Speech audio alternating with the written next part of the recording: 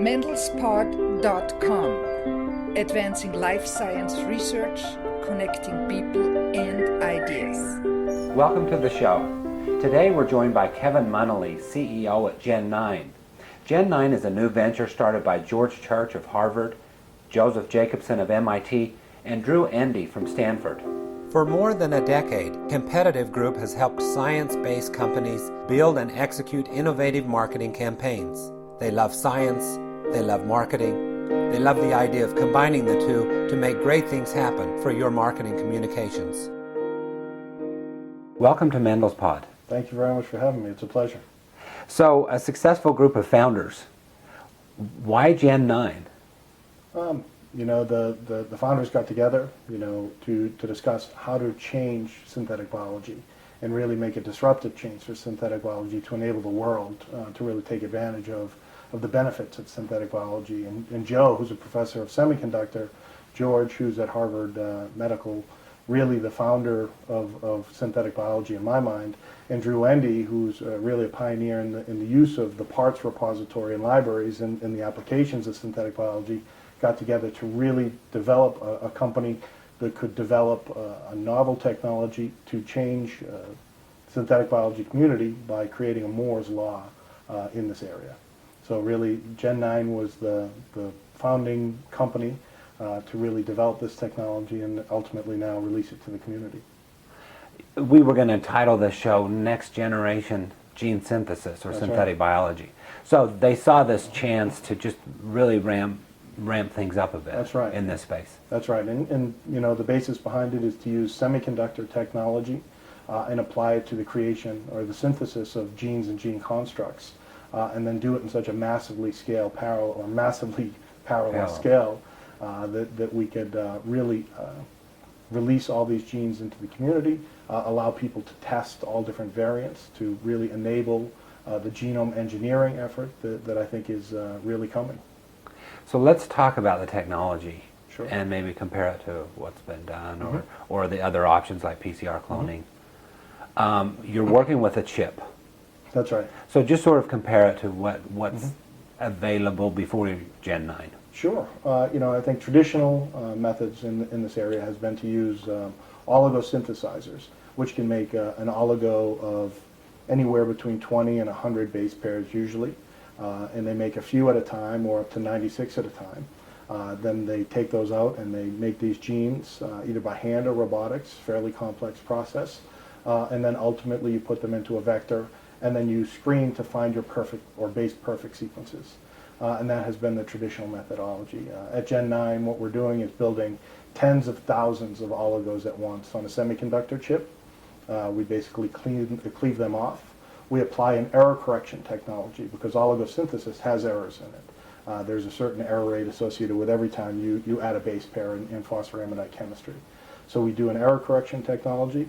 We do a pooled assembly, so we're able to build hundreds to thousands of genes at once. And then we have an automated QC system which will ultimately deliver a single gene in a single tube, but allow us to really get high yield and very low cost because we're doing it in batches and pools. And ultimately our QC costs are very low. So you're building the oligos on the chip in the first place, and then you cleave them from the chip to work with them. That's right. We make a giant pool of these oligos, and then we, at the beginning use bioinformatics to design these oligos so they fit together kind of like Legos, and we can build them, again, hundreds to thousands at a time in a single pool.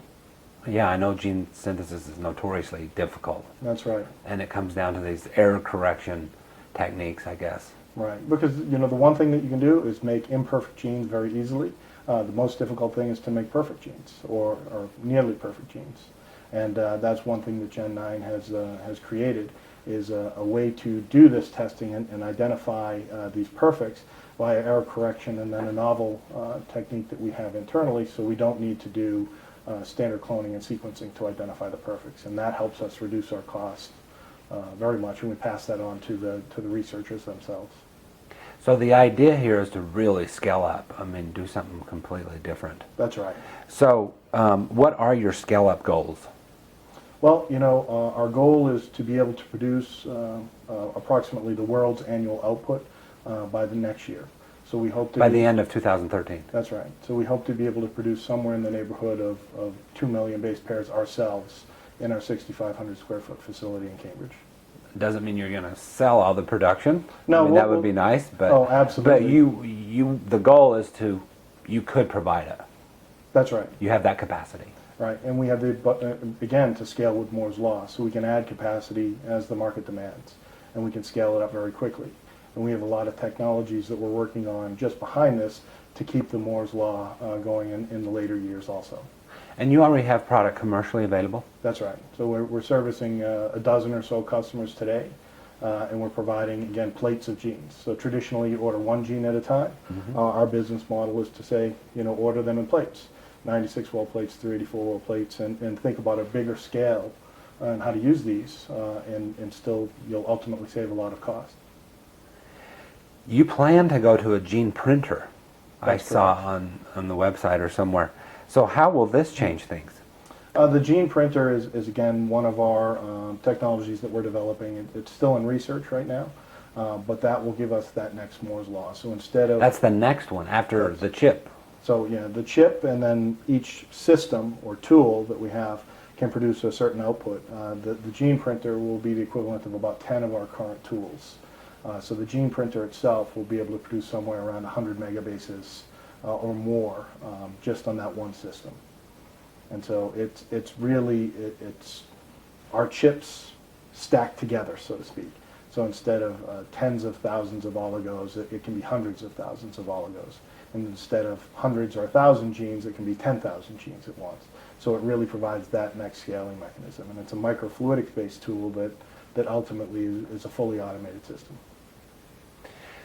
So let's look at the market now. I mean, the whole idea here is, like we had Roger Chen from Genia, who's working on next gen sequencing to the show recently, and what he said is, when you bring down the price of some technology, it finds new applications. That's right. So they want to get the genome down under $100 and just bring it to the masses, take biotech to the masses. And this is the idea you have for synthetic biology. Absolutely. The goal is very much parallel to all the next generation sequencing that's out there, or what the microchip did for the semiconductor industry.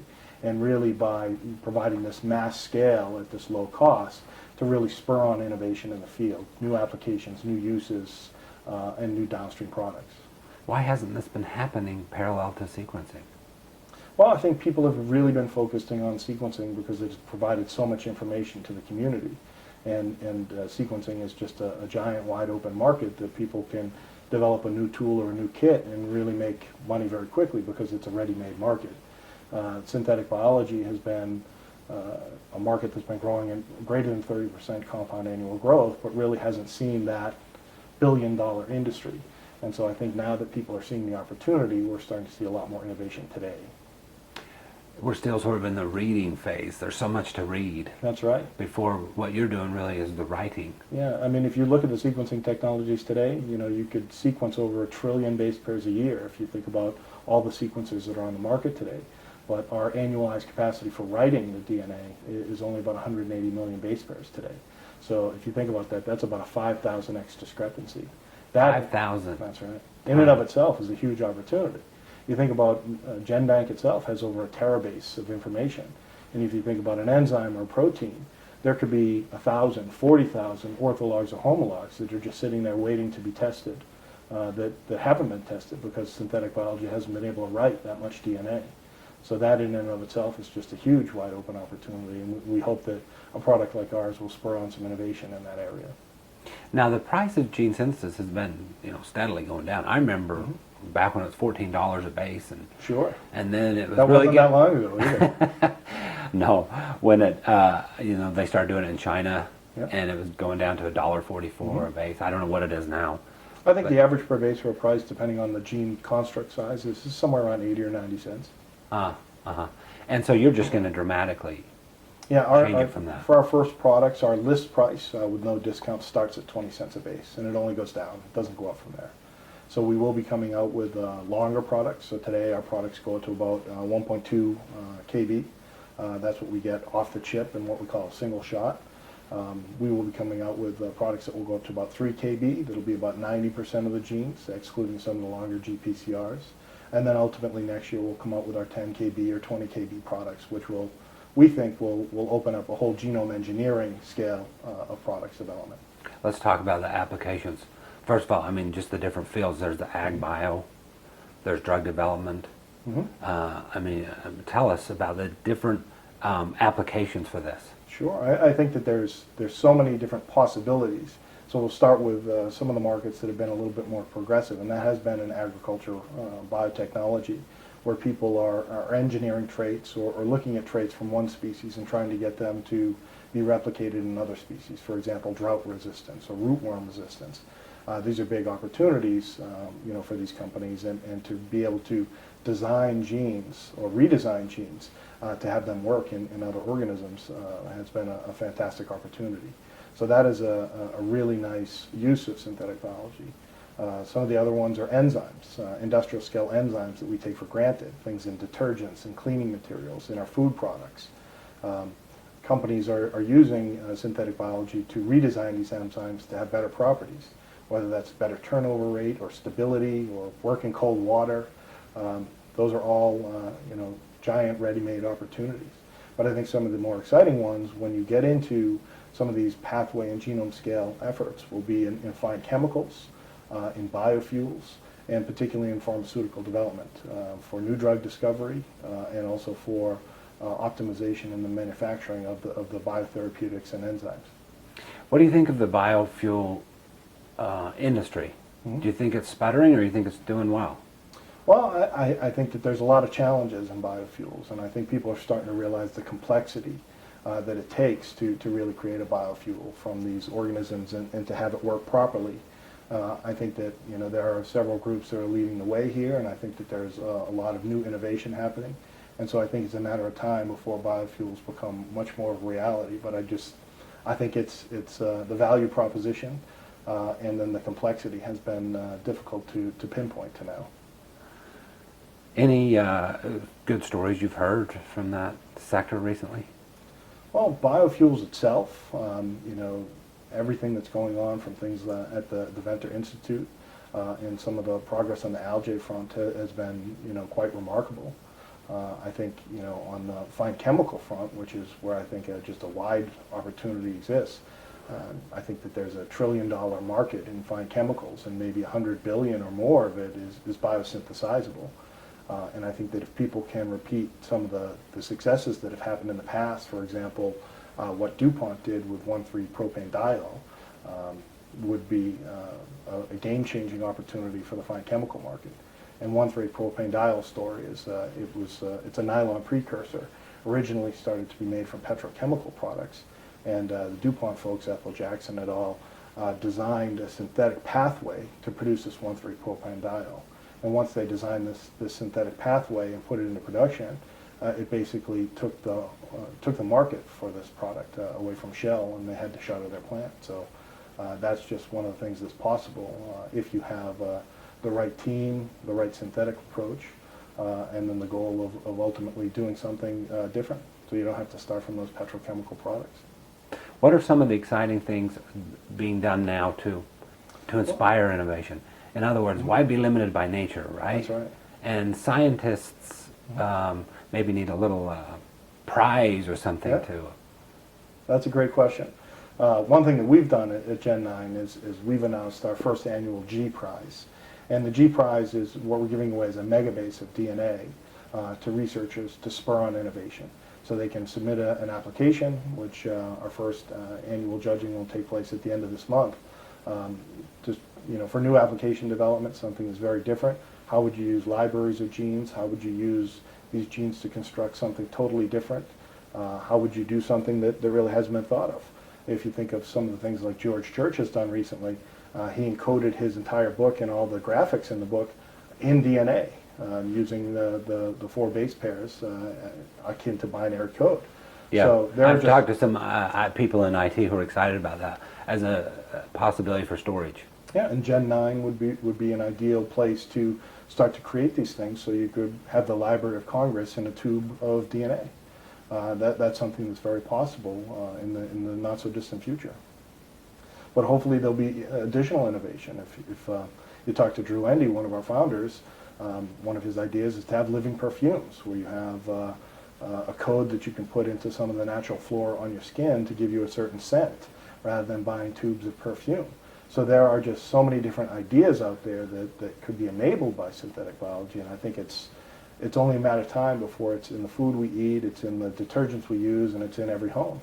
So hopefully we'll see a Gen9 gene in every home too. What do you think is your biggest challenge?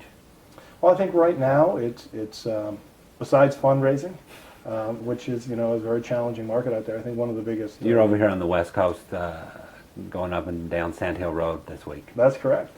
That's correct. It's for a small company, you always seem to be in fundraising mode. Yeah. But besides the fundraising mode, I think some of it is just to educate the market and to allow people to think differently. If you take the cost out of this, like they did with next generation sequencing, what can you do? And sometimes it's a paradigm shift for people, and sometimes it's an easier shift to make. But to change the way that people think is an education process, and I think that's one of the biggest challenges, but also one of the biggest opportunities for a company like ours. So you'll be educator-in-chief, probably.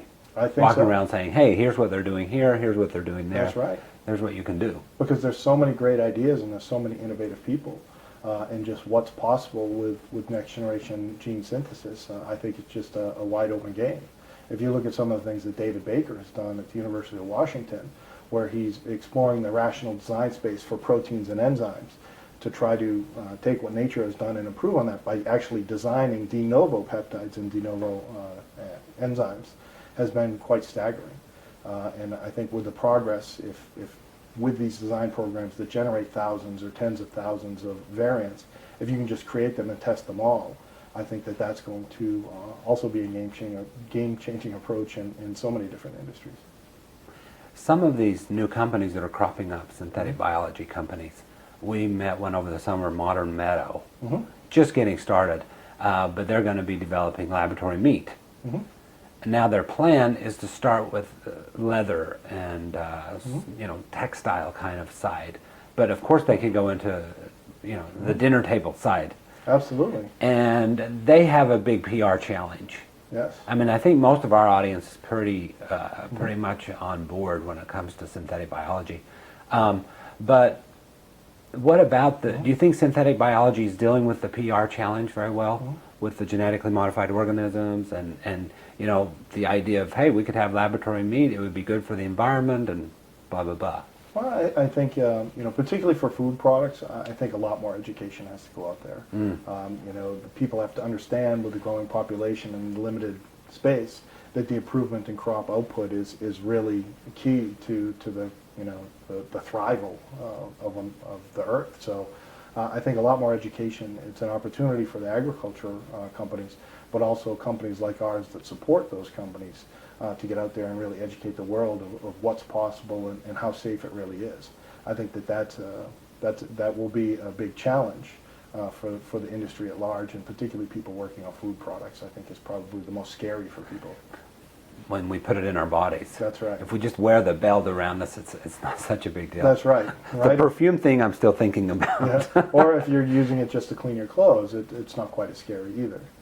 So it's really what you're ingesting and how it changes your health, and can this replace pesticides, and there's just so many things that it can be done. It's just educating the world on what could be changed and how could it benefit you. I think for our company in particular, most of our efforts for PR and education right now has gone into biosecurity. To let people know that this is an opportunity for us as a group of companies for which we've come together in an organization called the IGSC to collaborate to prevent synthetic biology to be used for things like bioterrorism and biowarfare. And this is something that we've instituted. We have a screening policy to look for bio threats and then alert the institutions that are in some cases competing with us that this is somebody who's requesting something that is not quite right. So we ourselves will abide. That's a voluntary. That's a voluntary move. And that's the kind of thing it'll take. At some point, it may be a bit more regulated, huh, as That's we right. get going. You know, and it would be the same thing with food products too. I think that science moves so fast, and it moves at such a pace that our government can't keep up. And I think it's up to these innovative companies like Gen9 and others that are out there to really lay the groundwork and the foundation such that when the government truly understands what's being done and what's possible, that the regulations can be put behind it. But it's us to lead the way, and I think that's a very important thing. And if you look at some of the bigger companies like Life Technologies, IDT, in particular, have led the way on this harmonized screening protocol and started that education process. And we're happy to be part of that because that is something that I think is really important for the world. With a company like ours, you know, we can create megabases of DNA every single day, and ultimately, you know, 200 to 300 megabases that we could serve the world. You know, what could be done with that can be used for good, but it can be used for evil, and I think that it's really important for us to make sure that it's only used for things that will better society. Yeah, when you talk about this education process, you mentioned, you know, sort of some of the problems that we have. I mean, the overpopulation and the, you know, diminishing resources. That's got to be part of the education, right? That's right. Is to say, you know, this is what we're facing.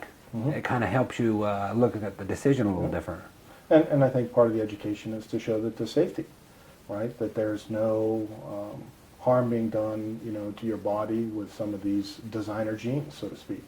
That they are all used for crop output or for to allow crops to grow, to not use pesticides, to grow in drought-resistant areas. And I think that is something that has to happen. And I think that, you know, it's up to us to educate the world that they are safe and that they are used for the right purposes. Let's step back a little bit and compare synthetic biology to PCR cloning. Sure. PCR cloning, you know, traditionally it's a very well-established genetic engineering approach. It's been around for, you know, decades.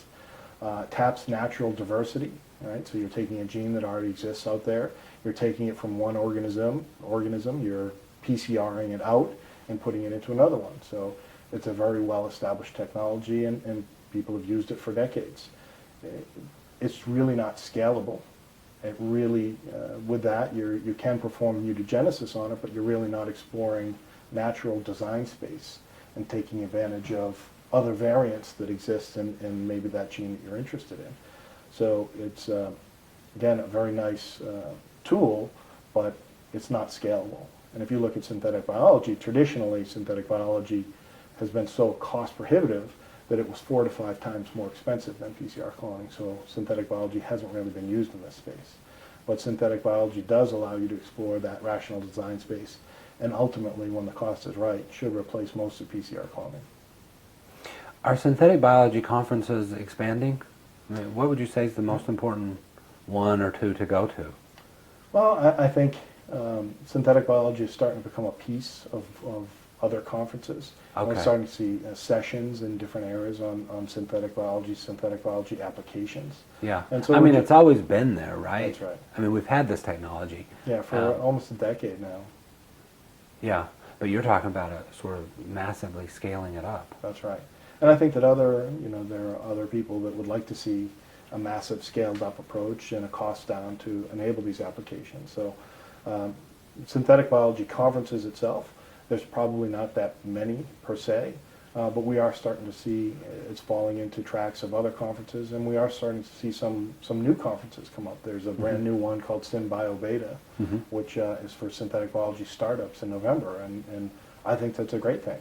It's bringing together investors and startups to talk about what's possible in synthetic biology, and I think it's a great thing. I hope there's more of those. Can you tell us what you're hearing from the investor community when it comes to this? Well, I think most people see the promise of synthetic biology, Yeah. and most people are really excited by it.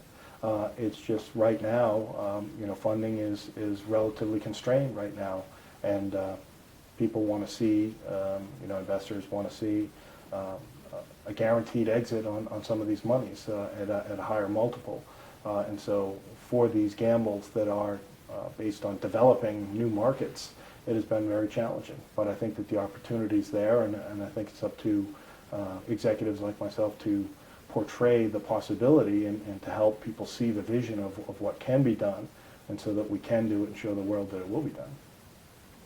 So Kevin, you were at LifeTech before. Mm-hmm. You started a company that was bought by LifeTech? Yeah, I wasn't a founder of the company, but I was an executive at a company called Biotrove. I was there for about 5 years, and we were acquired by Life Technologies. Well, I should say half the company was acquired by Life Technologies and half the company was acquired by Agilent Technologies. But I stayed with the division that was bought by Life Technologies and worked for Life Technologies for an additional 2 years, managing a couple different groups for Greg Lucier et al. And you were at Applied Bio. That's right. I in worked the 90s, so That's you've right. been around tools Yeah. in this space. I've been in the tool space for quite a number of years. I worked at Applied Biosystems as a scientist, actually working on capillary sequencers in the 90s. So the 3700, which was came out to do the genome sequencing effort, initial genome sequencing effort, was a product that I had participated on. It was a lot of fun, eye-opening experience. But I would say maybe 7 years I'd spent in tools as a scientist, and 4 years in pharmaceuticals before I made the change to the business side. And since that time, I've almost exclusively worked in life science tool sectors or diagnostic sectors. So how did you make the decision to take this company on? Well, you know, synthetic biology has been a passion of mine. I wrote a business case in business school when I was there about the promise and perils of synthetic biology and where do you start. And so it's been very much an interest, and I've been looking around at the synthetic biology market, the opportunities for quite a while now. And when I met Joe Jacobson and George Church, and we started talking about the vision of Gen9, it really resonated with me. When I went in and met the team and saw the technology, it was an eye-opening experience, and I knew at that point I had to be part of it. So I decided to depart Life Technologies, for which we left on great terms, and I joined Gen9 about a year ago now, initially as Chief Business Officer, to try to take this technology, really commercialize it, and make it available to the public. And so that's something I did, and took on the CEO role just a few months after I joined. Well, we wish you the best. Thank you so much. Kevin Munnelly, CEO at Gen9, thanks for coming on. Thank you so much. It was a pleasure being here. For more than a decade, Competitive Group has helped science-based companies build and execute innovative marketing campaigns. They love science, they love marketing, they love the idea of combining the two to make great things happen for your marketing communications.